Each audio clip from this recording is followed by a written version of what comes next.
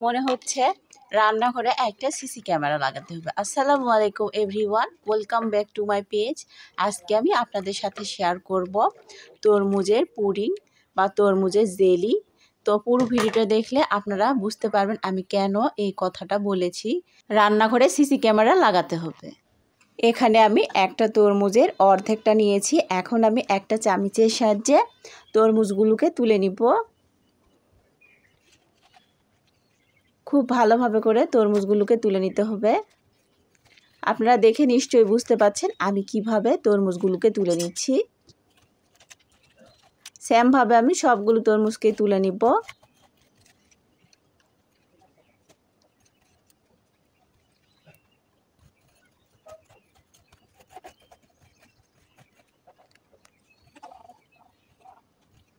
সবগুলো তরমুজকে আমার তুলে নেওয়া হয়ে গিয়েছে। এখন আমি এগুলোকে ব্লেন্ড করে নিব।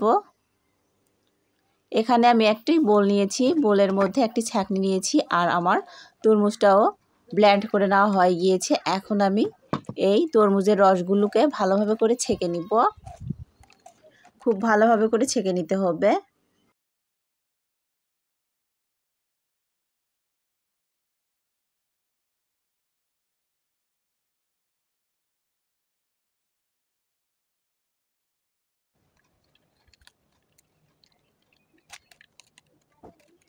তো আমার ছেঁকে নেওয়া হয়ে গিয়েছে, আর বাড়তি যে অংশগুলো আছে এগুলোকে এখন আমি ফেলাই দিব।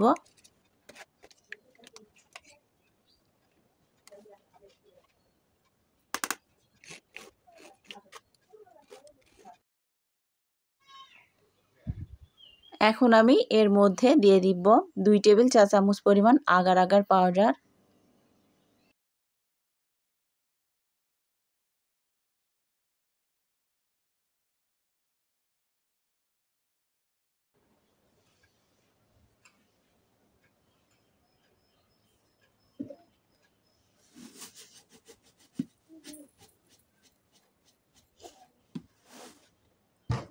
আর দিব 2 টেবিল চা চামচ পরিমাণ চিনি।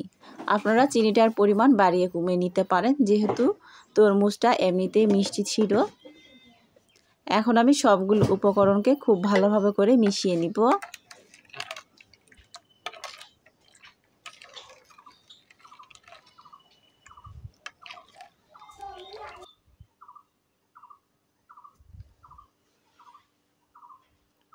তো সবগুলো উপকরণ আমার ভালোভাবে মিশিয়ে নেওয়া হয়ে গিয়েছে। এখন আমি চুলায় প্যান বসিয়ে দিয়েছি, আর তার মধ্যে এই তরমুজের জুসগুলোকে দিয়ে দিব।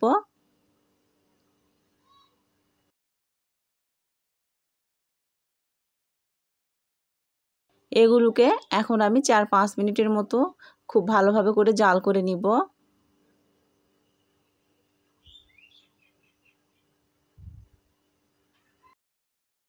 এগুলোকে খুব ভালোভাবে করে জাল করে নেওয়া হয়ে গিয়েছে। এখন আমি এগুলোকে গরম অবস্থায় তরমুজের খোসার মধ্যে ঢেলে নিব। তো আমি কেন বলেছিলাম রান্নাঘরে সিসি ক্যামেরা লাগাতে হবে, এই পুডিংটি জমানোর জন্য 2 ঘন্টা রেখেছিলাম রেস্টে। এরপর আমি ক্যামেরাটা ঠিকই অন করেছি, কিন্তু ভিডিওতে চাপ দেইনি। এই কারণে আমার ভিডিওটি আর করা হয়নি। তবে আমি এই পুডিংটি খেয়েছি, আমার একদমই ভালো লাগেনি। আমার পরিবারের সবাই খেয়েছে, কিন্তু কারোই এই পুডিংটি ভালো লাগেনি, আমরা ফেলে দিয়েছি। জানি না তোমরা খেয়েছো কি না, তবে খেয়ে থাকলে আমাকে জানাবে যে তোমাদের কেমন লেগেছে। আমার মতে এই রেসিপিটি ট্রাই না করাই ভালো, এমনি তরমুজটাই খেতে অনেক মজা।